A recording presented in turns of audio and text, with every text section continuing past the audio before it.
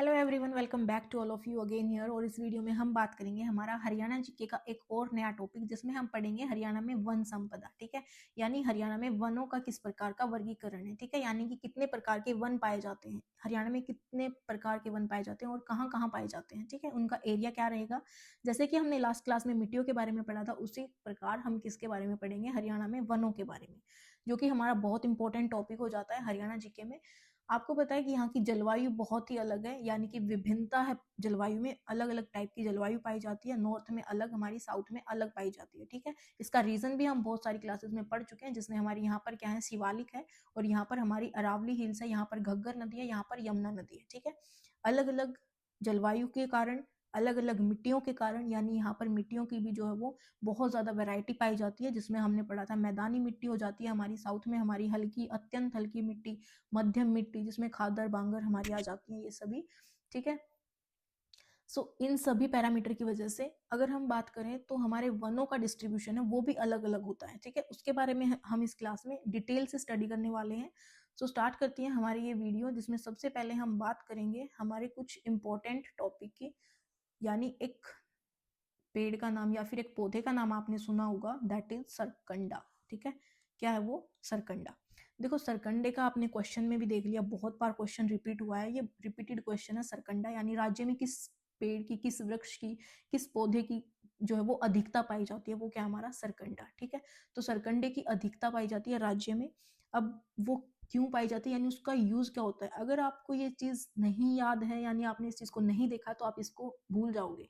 तो सरकंडा, देखो इसकी एक कलम, आपने अगर इसको यूज किया है कहीं पे, ये कलम, इस कलम से हम मतलब जो स्याही होती थी उससे लिखते थे। कहाँ लिखते थे, जो प्राइमरी लेवल पे हमें राइटिंग करवाई जाती थी, तो वो किस पे करवाई जाती थी, एक तख्ती पे करवाई जाती थी। ठीक है, उस तख्ती पे जिसने भी इस पे वर्णमाला लिखी है, ठीक है, उसको सबको पता होगा कि ये क्या है, हमारे कलम होती थी। ठीक है, ये एक टाइप का पौधा होता है जिसको आप अभी देख रहे हैं। ठीक है, तो ये क्या हमारा सरकंडा है। इसकी हमारे राज्य में यानी हरियाणा में बहुत ज्यादा इसकी क्वांटिटी मिलती है। और इसका और यूज कहाँ होता है, हमारा रस्सी बनाने में यूज होता है, मूढ़ों के कुटीर उद्योग में भी यूज होता है, यानी मूढ़े जहाँ बनते हैं ना, ठीक है, वहां पर भी इनका यूज होता है। आई होप कि आपको अब सरकंडा याद रहेगा। उसके बाद हम मूव करते हैं हमारे चैप्टर की तरफ, जिसमें हम क्या पढ़ेंगे, हरियाणा में वन आवरण। ठीक है, यानी हरियाणा में वन कैसे हैं, या अब हम अपने चैप्टर की जो है वो बेसिकली अच्छे से स्टार्टिंग करने वाले हैं, जिसमें हरियाणा वन राज्य वन नीति 2006 के अनुसार जितने भी स्टेट होंगी, ठीक है, यानी ये किस चीज का है, ये हरियाणा राज्य के लिए उन सभी की वन नीति होती है। तो हमारी जो राज्य वन नीति 2006 है, उसके अकॉर्डिंग क्या हमारा जो एम था वो 20% एरिया पर, यानी जो भी हमारी लैंड है हरियाणा की, उसके 20% एरिया पर हमारे वन होने चाहिए। ठीक है, तो कंपलसरी कितना किया, 20%। लेकिन जो हरियाणा सरकार है उसने क्या कहा कि हम अभी 10% को लेके चलेंगे, यानी पहले हम एटलीस्ट 10% को तो कंप्लीट करें, उसके बाद हम क्या करेंगे, 20% की तरफ अप्रोच करेंगे। तो हरियाणा ने क्या किया, 10% भूभाग का लक्ष्य रखा कि पहले हम इसको कंप्लीट कर लेते हैं। लेकिन जब हरियाणा की फॉर्मेशन हुई थी 1966 में, तब हमारा कितना एरिया था, ये 3.90%। ठीक है, यानी उस समय कितना था, 3.90। 3 की टेबल में आता है 3 3 9। उसके बाद हमारा 2021 में भी एक रिपोर्ट आती है, India state of forest report 2021, यानी ये पूरे इंडिया की हमारी। ठीक है, तो इसमें हमारे हरियाणा में कितने एरिया पर वन थे, तो 3.63% में। ठीक है, 3 कितना हो गया हमारा, 6 हो गया, और पहले कितने थे, 3 3 9। ठीक है, आई होप कि आपको दोनों डाटा अच्छे से याद है। और अगर इसको आपको लैंड यानी एरिया वाइज अगर आपको बताना पड़े, तो ये कितना हो जाएगा, 16 3 कितना हो गया हमारा, 48। ठीक है, 1603 यानी 16 3 कितना हो गया हमारा, 48 किलोमीटर स्क्वायर। उसके बाद बात करते हैं इस बॉक्स की, जो कि हमारा PYQ भी रहने वाले हैं। यहाँ से बहुत सारे क्वेश्चन आपको एज इट इज मिलेंगे। ठीक है, यानी इस बॉक्स में मैंने सिर्फ PYQ ही रखे हैं, और जो मेन इंपॉर्टेंट पॉइंट जो आपको अगर कुछ ना पता हो तो ये जरूर पता हो। सबसे अधिक वन कहाँ पर है, हमारे पंचकुला में है। पंचकुला कहाँ है, अगर आप मैप में देखेंगे तो दिस इज अवर पंचकुला। ठीक है, एरिया की आप याद कर सकते हो तो बेस्ट है, नहीं तो कोई जरूरी नहीं है। 390.70 किलोमीटर स्क्वायर पे हमारा जो है वो वन क्षेत्र है, कहाँ पर, पंचकुला में। उसके बाद अगर बात करें सबसे कम की, तो ये क्या हमारा पलवल। देखो पेड़ क्या करते हैं, वृक्ष क्या करते हैं, वन क्या करते हैं, हमें ऑक्सीजन प्रोवाइड करवाते हैं, और अगर ऑक्सीजन नहीं मिलेगी तो हम पल पल तड़पेंगे। तो सबसे कम हमारे जो वन है क्षेत्र वो कहाँ हमारा पलवल में, कितना है 13.97 किलोमीटर स्क्वायर, ये आप याद रख सकते हैं। उसके बाद बात करते हैं सर्वाधिक झाड़ियाँ कहाँ पर है, हमारी महेंद्रगढ़ में है, और कितने एरिया में है 34.29 किलोमीटर स्क्वायर। देखो झाड़ियाँ एक तो होंगी हमारे साउथ में, ठीक है, और उसमें से भी सबसे ज़्यादा झाड़ियाँ अगर आप बात करें, यानी सबसे ज़्यादा अगर आप स्ट्रक्चर की बात करें तो यहाँ पर आप देखेंगे महेंद्रगढ़ ये वाला है, ठीक है। इसकी जो स्ट्रक्चर है वो कैसा है, हमारा झाड़ी जैसा है, यानी कि जितने भी हमारे साउथ के डिस्ट्रिक्ट हैं उसमें सबसे ज़्यादा क्या है हमारा झाड़ी जैसी शेप की, किसकी शेप है हमारी, स्ट्रक्चर किसका है, महेंद्रगढ़ का, ठीक है। तो यहाँ पर क्या हो जाएगा, सर्वाधिक झाड़ियाँ महेंद्रगढ़ में है, कितनी है 34.29 किलोमीटर स्क्वायर एरिया में केवल झाड़ियाँ ही हैं, ठीक है। Okay, now move to the next slide, जिसमें हम बात करने वाले हैं हमारे वर्गीकरण के बारे में, यानी क्लासिफिकेशन। 3 टाइप से हमें क्लासिफिकेशन याद रखना है, भौगोलिक आधार पर, प्रशासनिक आधार पर, वन विभाग के आधार पर, ठीक है। वन विभाग के आधार पर हमारे 3 टाइप के आ जाते हैं, जिसमें हम पढ़ेंगे राजकीय वन और सामुदायिक वन और निजी वन। इनके बारे में वैसे इतना कुछ पढ़ना नहीं है, हम यहीं पे कर लेते हैं। राजकीय वन कौन से होते हैं, जिसमें डायरेक्ट हमारा स्टेट गवर्नमेंट का रूल चलता है, यानी उनके अंडर कंट्रोल में रहते हैं, ठीक है। सामुदायिक वन कौन से हो जाएंगे, जो एक समुदाय के लिए, मतलब समुदाय उसकी क्या करे, एक तरीके से मतलब उसकी देख रेख करें, यानी कंट्रोल किसका होगा, हमारा समुदाय का। समुदाय की गवर्नमेंट कौन सी, जैसे कि म्यूनिसिपैलिटी, ठीक है, नगर निगम, जिला परिषद, उन सब की अंडर कंट्रोल में क्या रहेंगे, हमारे सामुदायिक वन। उसके बाद आ जाते हैं निजी वन। निजी वन कौन से होंगे, जिसमें लोगों का स्थायित्व हो, ठीक है, यानी कि लोगों का आधिपत्य रहे, यानी उनके कंट्रोल में रहे वो, ठीक है। तो निजी वन में हमारा क्या आ जाएंगे, हमारे जिसमें लोगों के कंट्रोल में रहेंगे। तो इसमें ऐसा कुछ नहीं है, जो कि आप अच्छे से बिना पढ़े भी इस चीज का कॉमन सेंस से यूज कर सकते थे। उसके बाद बात करते हैं प्रशासनिक आधार पर। ये हमारे 3 टाइप के हैं, और जो कि बहुत इंपॉर्टेंट है और थोड़े से कंफ्यूजिंग भी है अगर आप अच्छे से याद नहीं करोगे तो, ठीक है। लेकिन इस वीडियो में हम इस चीज़ को भी बहुत ज़्यादा इंटरेस्टिंग बनाने की कोशिश करेंगे, आपको अच्छी सी ट्रिक भी करेंगे यहाँ पर हम, ठीक है, जिसमें हम अलग अलग टाइप के कुछ मतलब स्टेट या डिस्ट्रिक्ट हमें याद करने हैं, ठीक है। आरक्षित वन, संरक्षित वन और अवर्गीकृत वन। देखो अवर्गीकृत होते हैं अनक्लासिफाइड, यानी जिसको क्लासिफाई ही नहीं किया गया है कि वो कौन से वन में आएंगे, ठीक है, तो वो अलग हो गए हमारे। आरक्षित और संरक्षित में क्या डिफरेंस है, आरक्षित वन ऐसे होते हैं जहां पर ना तो ह्यूमन इन्वॉल्वमेंट नहीं होता है, यानी कोई भी एक स्ट्रिक्ट उसमें रहते हैं, ठीक है, यानी यहाँ पर बहुत ज़्यादा रूल रेगुलेशन होते हैं, यहाँ पर किसी की इन्वॉल्वमेंट नहीं होती है, नहीं तो आप चराई कर सकते हैं, ना ही कुछ कटाई कर सकते हैं, यानी कि ये गवर्नमेंट के कंट्रोल में होते हैं और बहुत ज़्यादा स्ट्रिक्टनेस होती है। संरक्षित वन में आप घूम सकते हो, पशुओं को चरा सकते हो, ठीक है, ह्यूमन की इन्वॉल्वमेंट होती है, यानी हम छोटे मोटे काम कर सकते हो उसके आसपास। तो यहाँ पर इन्वॉल्वमेंट होती है और यहाँ पर इन्वॉल्वमेंट नहीं होती है, यही इसका एक लार्जर पॉइंट है डिफ्रेंशिएशन का, ठीक है। उसके बाद बात करते हैं भौगोलिक आधार पर, यानी कि जोग्राफिकल एरिया में अगर हम बात करें तो हमारे वन जो है वो अगेन 2 टाइप्स के होते हैं। उष्ण कटिबंधीय शुष्क पतझड़ वन, यहाँ पर पतझड़ वर्ड आया है, और सेकंड हमारा उपोष्ण कटिबंधीय पाइन वन, यहाँ पर पाइन वन आया है, ठीक है।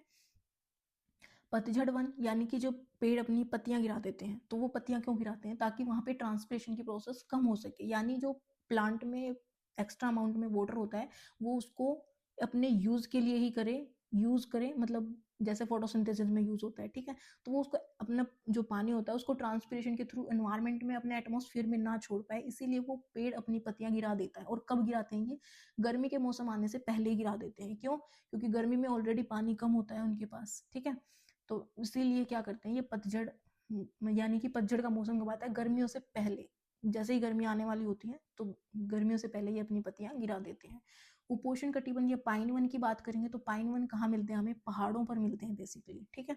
तो यहाँ पर हम बात करेंगे पहाड़ी एरिया में जो भी वृक्ष मिलते हैं उनके बारे में। अब इनके बारे में एक एक करके स्टडी करते हैं, जिसमें सबसे पहले हम बात करने वाले हैं हमारे भौगोलिक आधार पर, और भौगोलिक आधार में हमारा फर्स्ट है उष्ण कटिबंधीय शुष्क पतझड़ वन, ठीक है। इसमें अगर हम बात करेंगे तो यहाँ पर हम देखेंगे वर्षा क्या होती है, बहुत ही कम होती है, ठीक है। देखो पतझड़ है तो वो पत्ते क्यों गिराते हैं, अभी मैंने बताया कि हम वो पत्ते ट्रांसपिरेशन की प्रोसेस को रोकने के लिए गिरा देते हैं, ताकि वो अपना जो अमाउंट ऑफ वाटर है वो उसको स्टोर करके अपनी फोटोसिंथेसिस में यूज करें, अपने जो भी प्लांट टिश्यू है उसमें यूज करें जहां पर उसको जरूरत होती है, ठीक है। तो यहाँ पर वर्षा कम होती है, 100 सेंटीमीटर से भी कम होती है, ठीक है। अब वर्षा कम होगी, गर्मी ज्यादा होगी, तो ऑब्वियसली उसको अपना पानी स्टोर करना पड़ेगा पौधे को। अब इसको जो आर्द्र क्षेत्र में होता है तो उसमें उस एरिया में इस टाइप के वन को क्या बोलते हैं, आर्द्र पर्णपाती वन, ठीक है।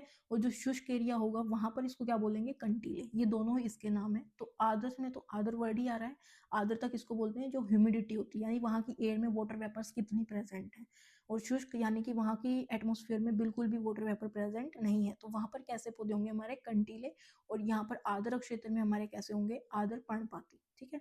उसके बाद हम बात करेंगे ग्रीष्म ऋतु से पहले ही पत्तियां गिरा देते हैं पौधे अपनी, जो कि हम बात कर चुके हैं, ठीक है। ये हम बात कर चुके हैं कि ये ग्रीष्म ऋतु यानी गर्मी आने से पहले ही अपनी पत्तियां गिरा देते हैं ताकि ट्रांसपिरेशन की प्रोसेस रुकी जा सके। मैदानी क्षेत्र में अगर हम बात करेंगे तो मैदानी क्षेत्र में यानी ये कहाँ पाए जाते हैं, ठीक है, मिस्टर जी के स्क्वायर से। ये थोड़ी सी निमोनिक है, या फिर आप ये बोल लो कि हमने इसको जस्ट एक माइंड में, आपके माइंड में कुछ और भी आ सकता है तो आप उससे भी याद रख सकते हैं, ठीक है। मिस्टर जी के स्क्वायर सी, MR, यानी कि मैदानी क्षेत्र की बात कर रहे हैं हम, ठीक है। तो यहाँ पर क्या हो जाएगा हमारा, एम से हमारा हो जाएगा महेंद्रगढ़, जो कि ये वाला है। महेंद्रगढ़ के बाद हमारा रेवाड़ी, जो कि बिल्कुल लगते ही है, और गुड़गांव, ठीक है। ये तीनों पूरी बेल्ट होगी हमारी। उसके बाद के स्क्वायर में हमारा क्या हो जाएगा, कैथल और करनाल, ये वाली दो, कैथल एंड करनाल, ठीक है। उसके बाद हम बात करेंगे SY यानी सोनीपत एंड यमुनानगर। ये यमुनानगर हो गया हमारा, और ये हमारा सोनीपत हो गया, ठीक है। तो ये हमारे मैदानी क्षेत्र में यहाँ पर कैसे वन पाए जाएंगे, हमारे उष्ण कटिबंधीय शुष्क पतझड़ वन, ठीक है। अब सामान्य रूप से अगर हम बात करें तो यहाँ पर कैसे पेड़ पौधे मिलते हैं हमारे, शीशम, पीपल, नीम, आम, जामुन, इमली, बड़ आदि, यानी जो नॉर्मली हम देखते हैं वो कैसे पेड़ होते हैं हमारे उष्ण कटिबंधीय शुष्क पतझड़ वन में, जो सामान्य रूप से हम देख पाते हैं, ठीक है। अब बात करते हैं शुष्क क्षेत्र में। शुष्क क्षेत्र में जो कि अभी हम फर्स्ट स्लाइड में ही पढ़ के आए हैं, सरकंडा। सरकंडा बहुत ज्यादा इंपॉर्टेंट है, मैंने इसको हाईलाइट भी किया। तो ये कहाँ पाया जाता है हमारा, शुष्क क्षेत्र में। किसके शुष्क क्षेत्र में, हमारे उष्ण कटिबंधीय शुष्क पतझड़ वन के शुष्क क्षेत्र में सरकंडा नाम का जो प्राणी होता है, यानी जो पेड़ होता है, वन होता है, वो कहाँ पाया जाता है हमारा, शुष्क क्षेत्र में, ठीक है। तो शुष्क है तो यहाँ पर कीकर, झरबेरी, बेर, ओक, तुहर, यानी ये सारे पेड़ जो हैं वो हमारे कहाँ पाए जाते हैं, शुष्क क्षेत्र में। उसके बाद हम बात करते हैं हमारे नेक्स्ट टाइप की, जो कि हमारा है उपोष्ण कटिबंधीय पाइन वन। अब पाइन वन की बात आती है तो पाइन वन पहाड़ी एरिया में मिलेंगे, ठीक है। वर्षा यहाँ पर 100 सेंटीमीटर से ज्यादा होगी। इससे पहले वाले में यानी जो उपोष्ण था, पतझड़ वन था, वहां पर 100 सेंटीमीटर से कम होती थी, तो यहाँ पर ज्यादा होगी। मुख्य वृक्ष यहाँ पर क्या है, साल, चीड़, पाइन। अब पाइन की ज्यादा क्वांटिटी होती है, इसी वजह से इसका नाम क्या रख दिया गया है, पाइन के नाम पर, ठीक है। तो सबसे ज्यादा जो पेड़ होते हैं इसमें उपोष्ण कटिबंधीय पाइन वन में, यानी पहाड़ों में कौन सा पेड़ पाया जाता है, पाइन वृक्ष पाए जाते हैं। और इसकी अधिकता की वजह से इसका नाम क्या रख दिया गया है, पाइन वन। अब ये पाए कहाँ जाते हैं, हमारे पे, यानी कि पंचकुला, अंबाला एंड यमुनानगर, ठीक है। इसके अलावा यानी पे के अलावा हमारे जो साल का पेड़ है वो कहाँ भी पाया जाता है, रोहतक में पाया जाता है, ठीक है। उसके बाद हम मूव करते हैं हमारे नेक्स्ट क्लासिफिकेशन पे। अभी यहाँ पर अगर आप देखेंगे तो हमने भौगोलिक आधार पर कंप्लीट कर लिया है। अब प्रशासनिक आधार पर करेंगे, जिसमें आरक्षित, संरक्षित और अवर्गीकृत वन के बारे में पढ़ेंगे। वन विभाग के आधार पर हम ऑलरेडी कर चुके हैं, तो अब हम प्रशासनिक आधार पर पढ़ते हैं, जिसमें हमें 3 टाइप के क्लासिफिकेशन देखने हैं और उनको हम एक डिफरेंशिएशन यानी इनके बीच में क्या क्या डिफरेंस है उसके साथ ही हम इसको रिवाइज करेंगे, तो हमें ज्यादा यानी कंपैरिजन से एक चीज जल्दी याद होती है। आरक्षित वन, संरक्षित वन, देखो इसमें एक्टिविटी नहीं हो सकती, यानी ये बैन है सब कुछ, ठीक है। उसके बाद बात करेंगे चराई कटाई, इसमें हो सकती है, और इसमें तो हो ही सकती है, बिल्कुल ऐसी कोई बाउंडेशन नहीं है। ये सरकार के अंडर कंट्रोल रहते हैं और ये भी सरकार के अंडर कंट्रोल रहते हैं, लेकिन डिफरेंस दोनों में क्या है कि यहाँ पर चराई कटाई हो सकती है, यानी ह्यूमन की इन्वॉल्वमेंट हो सकती है, लेकिन इसमें इन्वॉल्वमेंट नहीं हो सकती। ये सरकार के अधीन, ये भी सरकार के अधीन। अब इसके यानी ये किसके अंडर कंट्रोल में रहेगी, तो सरकार, समुदाय, लोगों, इन तीनों के कंट्रोल में रहेगी, ठीक है। यानी सब अपनी जला सकते हैं, अवर्गीकृत है ना, यानी कोई भी क्लासीफाई नहीं किया है। उसके बाद बात करते हैं सर्वाधिक आरक्षित वन और सर्वाधिक संरक्षित वन, इनके बारे में बात करेंगे एक एक करके। सबसे पहले सर्वाधिक आरक्षित वन की बात करेंगे तो PYKKM, ठीक है। खतरों के मास्टर भी हो सकता है, कुछ भी हो सकता है, आप इसको दो दो करके भी याद रख सकते हैं, PYKKM, ठीक है। किलोमीटर भी हो सकता है, अब आपके माइंड में जो भी आप याद रख सकते हो रखो, PYKKM। इसके बारे में हम बात करेंगे। P से हमारा क्या हो जाएगा, पंचकुला, ये हमारा पंचकुला है, ठीक है। Y से हमारा क्या हो जाएगा, यमुनानगर हो जाएगा। और के हमारा एक साथ है कैथल, और उसके बाद हमारा हो जाएगा कुरुक्षेत्र, ठीक है। और एम से हमारा क्या हो जाएगा, महेंद्रगढ़, ठीक है। ये बेल्ट आई होप कि आपको याद होगी पाई के एम, ठीक है। पाई के एम में पंचकुला, यमुनानगर, कैथल, कुरुक्षेत्र और महेंद्रगढ़, ठीक है। अब न्यूनतम की बात करें तो न्यूनतम में सबसे कम जो आरक्षित वन है वो कहाँ, हमारे सिरसा में है, ठीक है। सिरसा हमारा ये वाला सिरसा है। उसके बाद नूह की बात करेंगे तो साउथ में आ जाओ बिल्कुल, ये वाला हमारा नूह है। उसके बाद हम बात करेंगे बीपी यानी भिवानी, पलवल, फरीदाबाद, ठीक है। भिवानी, ये वाला भिवानी, उसके बाद पलवल एंड फरीदाबाद, ये हमारा फरीदाबाद है, ठीक है। आई होप कि आपको ये क्लियर है। उसके बाद हम मूव करते हैं हमारे नेक्स्ट, जो कि है कोई भी आरक्षित वन नहीं है। कोई भी नहीं है तो फतेह कर ली क्या, बिल्कुल भी नहीं, क्योंकि आरक्षित वन होना एक अच्छी बात है, ठीक है।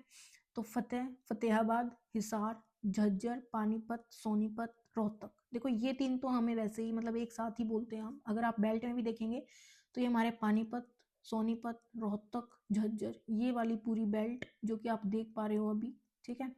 चार हमारे ये हो गए यहाँ पर। उसके बाद दो हमारे फतेहाबाद और हिसार, ये दो। यहाँ पर कोई भी वर्गीकृत वन यानी कि ये आरक्षित वन नहीं है, ठीक है। तो ये वाली स्लाइड आई होप कि आपको क्लियर है। उसके बाद हम नेक्स्ट कॉलम पे चलते हैं, दैट इज संरक्षित वन, जो कि हमें सर्वाधिक संरक्षित वन देखने हैं। संरक्षित वन और आरक्षित वन में क्या डिफरेंस था, आरक्षित में इन्वॉल्वमेंट नहीं है, संरक्षित में इन्वॉल्वमेंट है हमारी। हम कोई भी छोटा मोटा काम कर सकते हैं, ठीक है, पशुओं को चरा सकते हैं यहाँ पर। उसके बाद सर्वाधिक की बात करेंगे तो पाई बस के, देखो अगर हमारी इन्वॉल्वमेंट है यहाँ पर तो हम क्या करेंगे, मतलब घूमने जा सकते हैं। तो घूमेंगे किससे, हम पूछ रहे हैं पाई बस के, यानी कि बस मिली जिसमें हम घूम सकते हैं। तो ये क्या कह रहा है, नहीं, फन तो जीप में है, ठीक है, फन जीप में, यानी कि हम बस से नहीं जाएंगे, हम जीप से जाएंगे, यानी फन जीप में।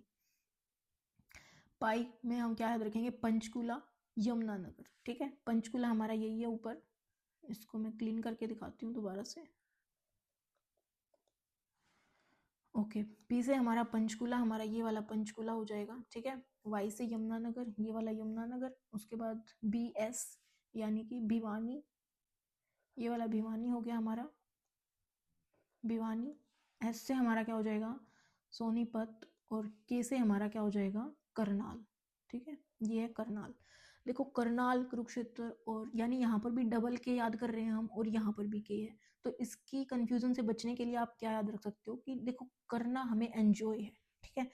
और एंजॉय हम कहाँ कर सकते हैं, जहाँ पर हमारी एंट्री ही बैन है वहाँ पे तो नहीं कर सकते। तो यहाँ पर करना नहीं आएगा, हमारा करना सुरक्षित में आएगा। यानी हम एंजॉय कहाँ कर सकते हैं, हमारा जहाँ पर हमारी इन्वॉल्वमेंट होगी, जहाँ हम घूम सकते हैं। तो ये क्या हो जाएगा, पंचकुला, यमुनानगर, भिवानी, सोनीपत एंड करनाल, ठीक है। उसके बाद न्यूनतम की बात करेंगे तो न्यूनतम संरक्षित वन कहाँ पर है हमारा, फन जीप में, यानी कि फरीदाबाद। उसके बाद नूह की बात करेंगे, ठीक है।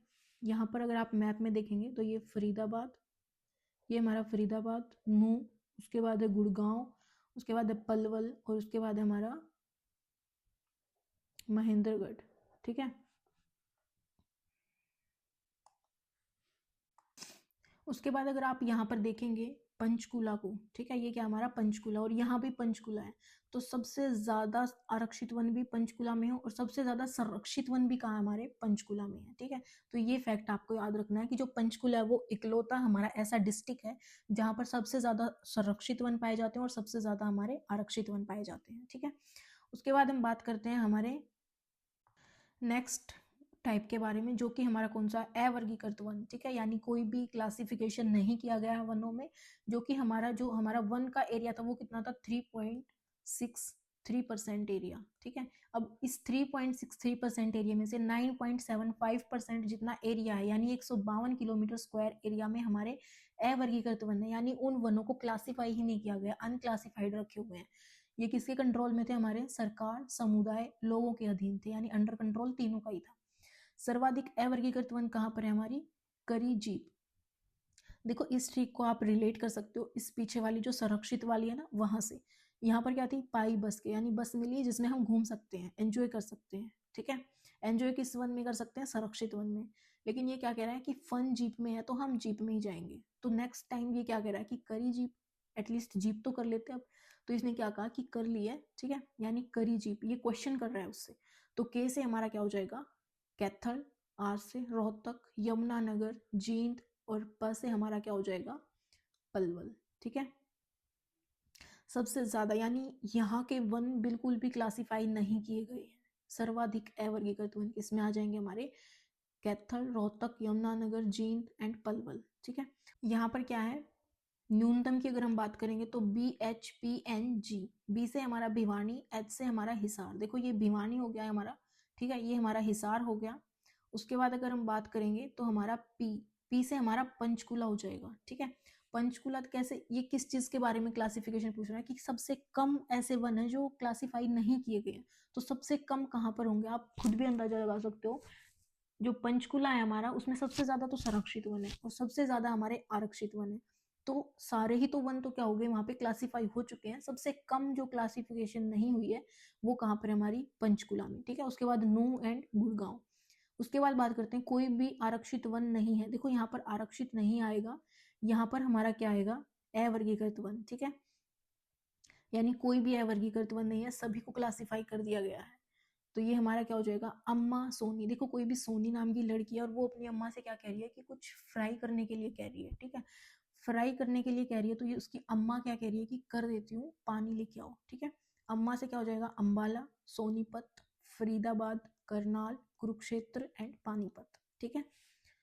उसके बाद हम बात करते हैं सर्वाधिक वन क्षेत्र वाले जिले, यानी जहां पर सबसे ज्यादा वन क्षेत्र है, तो वो क्या हो जाएगा सबसे पहले तो हमारा पंचकुला ही हो जाएगा, उसके बाद यमुनानगर हो जाएगा, उसके बाद गुड़गांव, भिवानी एंड हमारा मेवात, ठीक है।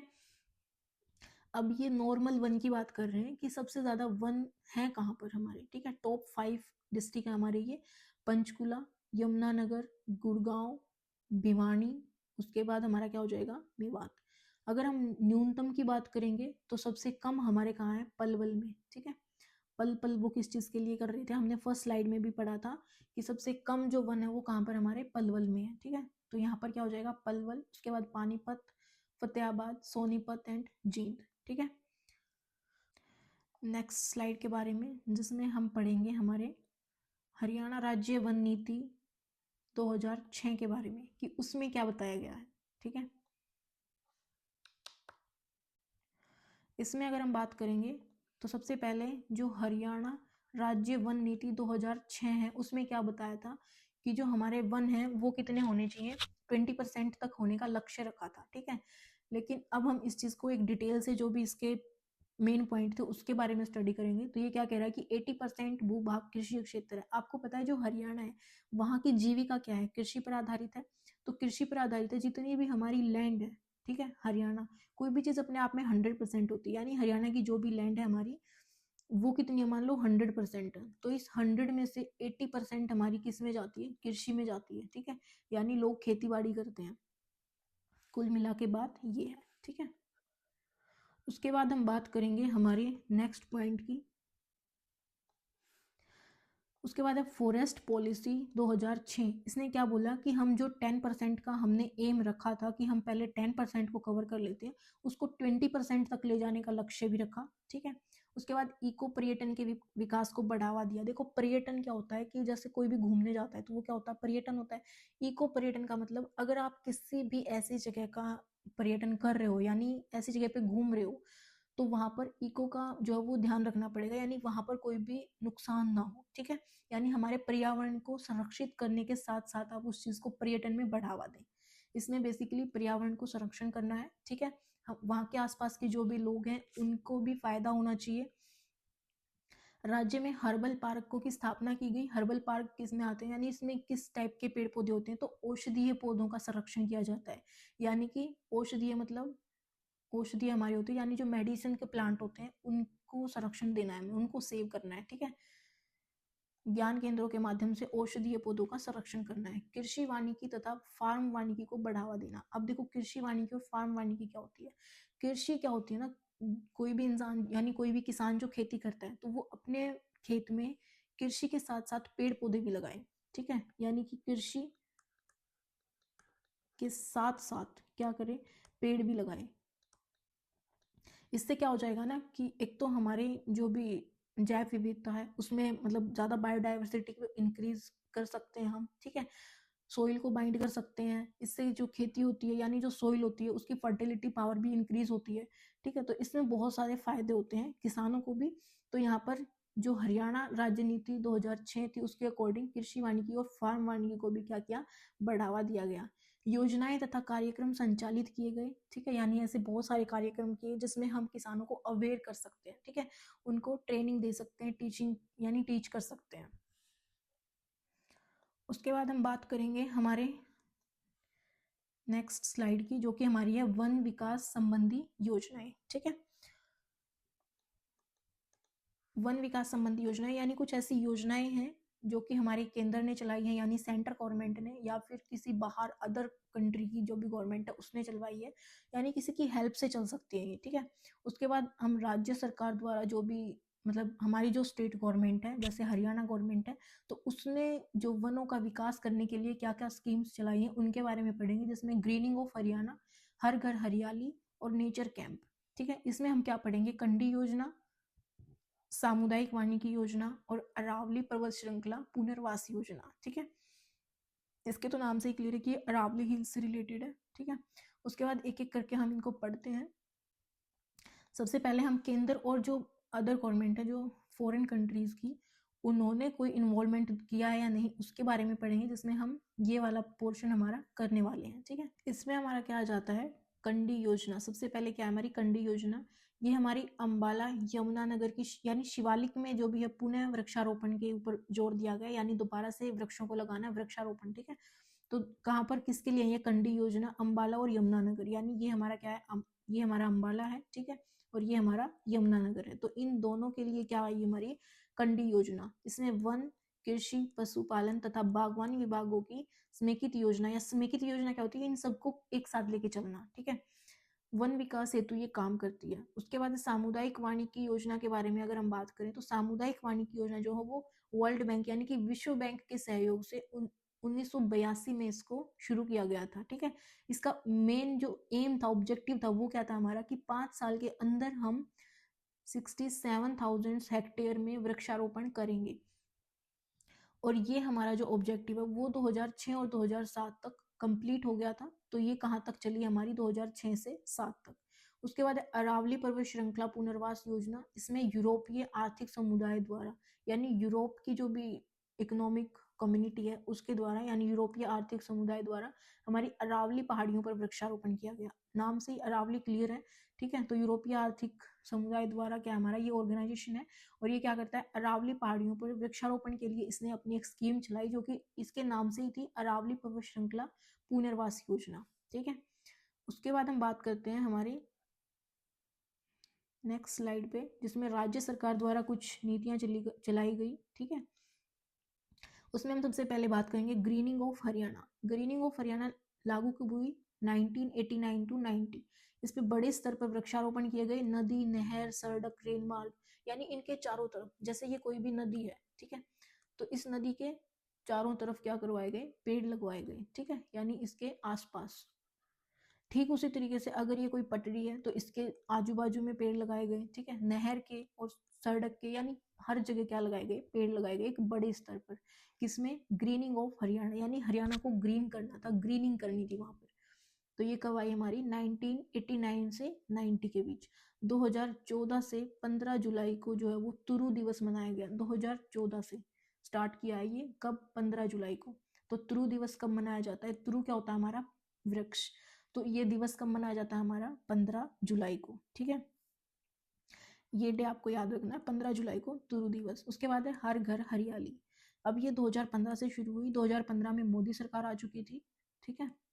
सेंटर में मोदी सरकार आ चुकी थी, जैव विविधता बोर्ड का गठन किया गया, ठीक है, 2015 में। उसका ऑब्जेक्टिव क्या था कि राज्य में जैविक स्रोतों का संरक्षण करना, ठीक है, यानी जो भी हमारे बायोलॉजिकल जो भी सोर्सेज है उन सबको सेव करके रखना। उसके बाद है हमारा नेचर कैंप। नेचर कैंप की अगर हम बात करें तो हरियाणा वन विभाग ने पर्यावरण एवं पारिस्थितिकी को अनुकूलन रखने के लिए यानी उसको एक बैलेंस रखने के लिए स्थापित किए थे, ठीक है, नेचर कैंप। इको पर्यटन को बढ़ावा दिया गया। जो इको पर्यटन हमने 2006 की पॉलिसी में पढ़ी है, ये वही इको पर्यटन है, ठीक है। यानी कि वहाँ के पर्यावरण और वहाँ के लोगों की नीड को ध्यान में रखते हुए एक ऐसा पर्यटन करना, यानी जो भी हम घूमने जाते हैं तो वहाँ पर हम ध्यान रखें कि हम कोई भी हमारे इको एनवायरनमेंट को कोई भी हार्मफुल इफेक्ट ना करें, ठीक है। यानी कोई भी ऐसी एक्टिविटी ना करें जिसमें हमारे एनवायरनमेंट को नुकसान हो। थापली, मोरनी, बनसंतोर एवं चूहरपुर में ये जो है मेन हमारे इको पर्यटन, मतलब ये जो हमारी साइट है ये मेन है हमारी थापली, मोरनी, बनसंतोर और चूहरपुर, ठीक है। थापली हमारी कहाँ पर है, हमारी पंचकुला में, ठीक है। मोरनी उसके बाद हमारी बनसंतोर और चूहरपुर हमारी यमुनानगर में है, ठीक है। उसके बाद हम बात करते हैं, इसको आप याद रख सकते हैं TMBC से, ठीक है। तुम बहुत क्यूट भी हो सकते हो, ठीक है।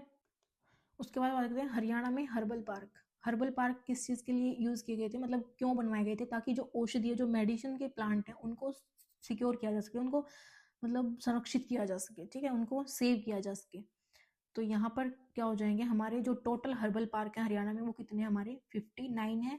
और ये सबसे पहला हर्बल पार्क खुला था, या सबसे बड़ा जो एक बड़े लेवल पर हमारा जो हर्बल पार्क है वो कौन सा, हमारा यमुनानगर चुहारपुर, ठीक है, जो कि कहाँ लोकेटेड है, हमारा चौधरी देवीलाल रुद्राक्ष वाटिका में। ये जो 59 हमारे हर्बल पार्क हैं, इनको हम एक नई वीडियो में जो है वो कंप्लीट करेंगे, क्योंकि अभी वीडियो बहुत ज़्यादा लंबी हो जाएगी और ये इंपॉर्टेंट भी है हमारे लिए। तो 59 हर्बल पार्क के लिए अगर आप कमेंट सेक्शन में कमेंट करते हैं तो हम इसके लिए एक नई video with trick, best trick होंगी, ये मैं आपको गारंटी देती हूँ, ठीक है। तो जितने अगर आप डिमांड करते हो तो हर्बल पार्क की एक स्पेशल वीडियो में लेके आऊँगी, स्पेशल, ठीक है, अगर आपको याद करने हैं तो। उसके बाद आपको यहाँ से क्या याद रखना है, 59 हमारे टोटल हर्बल पार्क है हरियाणा में, और सबसे बड़ा और पहले वाला जो हमारा हर्बल पार्क है वो यमुनानगर चुहारपुर चौधरी देवीलाल रुद्राक्ष वाटिका में लोकेटेड है, ठीक है। उसके बाद हम बात करते हैं हमारी नेक्स्ट स्लाइड की, जो कि हमारी किसके बारे में है, हरियाणा में वन एवं पर्यावरण संबंधी जो भी संस्थान है, ऑर्गेनाइजेशन है, ठीक है, उनके बारे में हम बात करेंगे एक एक करके। इसमें सबसे पहले क्या आ जाता है, हमारा हरियाणा राज्य प्रदूषक नियंत्रण बोर्ड। देखो प्रदूषक नियंत्रण यानी जो भी प्रदूषण फैलाने वाले व्हीकल्स हैं उनको कंट्रोल करना, उनको नियंत्रण में रखना, ठीक है। इस बोर्ड का गठन कब किया गया, 1974 में केंद्र सरकार द्वारा किया गया था, ठीक है। इसका एम क्या था, हमारा उद्योग स्थानीय निकायों के अवशिष्टों को रोकना, यानी ताकि कम से कम प्रदूषक यानी पोल्यूटेंट्स कम हो सके, जिससे पोल्यूशन को थोड़ा सा रिड्यूस किया जा सके, ठीक है। प्रदूषकों की सीमा के अंतर्गत नियंत्रित करना ताकि कम से कम पोल्यूटेंट निकले, ठीक है। उसके बाद है हरियाणा वन विकास निगम। हरियाणा वन विकास निगम जो है 7 दिसंबर 1989 में इसकी मतलब सिचुएशन इसको फाउंड किया गया था, और हेडक्वार्टर कहाँ है, पंचकुला में, ठीक है। हमारे मेनली जो भी हेडक्वार्टर होते हैं वो हमारे पंचकुला में ही होते हैं, जो हमारी स्टेट को इफेक्ट करते हैं, ठीक है। और अगर पूरी कंट्री को करेंगे तो उसके मेनली हमारे कहाँ मिलेंगे, चंडीगढ़ में। उसके बाद पर्यावरण न्यायालय। पर्यावरण न्यायालय जहाँ पर पर्यावरण से रिलेटेड फैसले यानी कि केस होते हैं, ठीक है, वो कहाँ, हमारे फरीदाबाद और हिसार में सबसे पहले मतलब वहाँ पे लगाए गए थे, लेकिन हिसार का जो है वो ट्रांसफर कर दिया गया था कुरुक्षेत्र, ठीक है। तो अभी प्रेजेंट में कहाँ पर है, हमारे फरीदाबाद और कुरुक्षेत्र। नवंबर 1998 से करनाल में कैंप कोर्ट, देखो ये एडिशनल में चला है, ये दो तो हमारे क्या है, पर्यावरण न्यायालय है, और एडिशनल में जो कैंप कोर्ट होते हैं जो टेम्परेरी होते हैं, ठीक है, वो कहाँ लगा है, हमारा करनाल में। उसके बाद राज्य औषधीय पादप बोर्ड यानी कि प्लांट बोर्ड, जो स्टेट से रिलेटेड जो मेडिसिन से रिलेटेड हमारे प्लांट होते हैं उससे रिलेटेड जो भी बोर्ड है वो 13 अगस्त 2002 को जो है वो स्थापना की गई थी, और इसका हेडक्वार्टर भी कहाँ, हमारा पंचकुला में है। इसका एम क्या है, अब देखो औषधि प्लांट बोर्ड है तो ऑब्वियसली इसका एम क्या होगा कि औषधि यानी जो मेडिसिन के प्लांट है उनको संरक्षण देना, ठीक है, औषधि प्लांट के क्षेत्र को बढ़ावा देना। या इसके पदेन अध्यक्ष कौन होते हैं, यानी कौन इसका चीफ होता है, वो होता है राज्य का वन मंत्री, जो भी होगा वो इसका पदेन अध्यक्ष होगा, ठीक है। पर्यावरण क्लब की बात करेंगे तो 2005-2006 में नेशनल ग्रीन कोर योजना के तहत मतलब एक ऐसी योजना लेके आए थे जिसका नाम क्या था, नेशनल ग्रीन कोर योजना। कब आई थी, 2005 से 2006 में। इसका लक्ष्य क्या था कि सभी जिलों में 5250 यानी कि 5250 जो है वो क्लब की स्थापना की जाए। इसके अकॉर्डिंग करने इतने थे 52-50, लेकिन हुए कितने वर्तमान में 28-50। ठीक है, उसके बाद क्लोनल यानी कि सफेदा संवर्धन केंद्र कहाँ पर हमारा 2016 में कुरुक्षेत्र के सयोठी गांव में खोला गया। ठीक है, यानी इसकी स्थापना वहां की गई है। देखो ये अभी नवीनतम है तो ये थोड़ा सा ज्यादा इंपॉर्टेंट हो जाता है। क्लोनल सफेदा संवर्धन केंद्र 2016 में कुरुक्षेत्र के सयोठी गांव में। तो ये क्या थे हमारे हरियाणा में वन और पर्यावरण संबंधी जो भी ऑर्गेनाइजेशन है, जो भी संस्थान है, उनके बारे में हमने पढ़ा। ठीक है, so this is all about for today's video, जिसमें हमने हरियाणा के फॉरेस्ट के बारे में पढ़ा है। आई होप कि आपको क्लियर हुआ होगा टॉपिक, और इस टॉपिक से रिलेटेड अब आप MCQ लगा सकते हैं। ठीक है, जिससे आपकी जो भी लर्निंग है वो थोड़ी सी और ज़्यादा शार्प हो जाएगी। अब मिलते हैं हम नेक्स्ट क्लास में। अगर वीडियो अच्छी लगे, क्लास अच्छी लगे, थोड़ी सी प्रोडक्टिव लगे, तो आप क्लास को शेयर कर सकते हैं और चैनल को सब्सक्राइब कर सकते हैं अगर आप चैनल पे नए हैं तो। ठीक है, अब मिलते हैं हम अपने नेक्स्ट क्लास में और नेक्स्ट एक बेस्ट सेशन के साथ। Till then, take care, bye bye, and thank you all for the watching.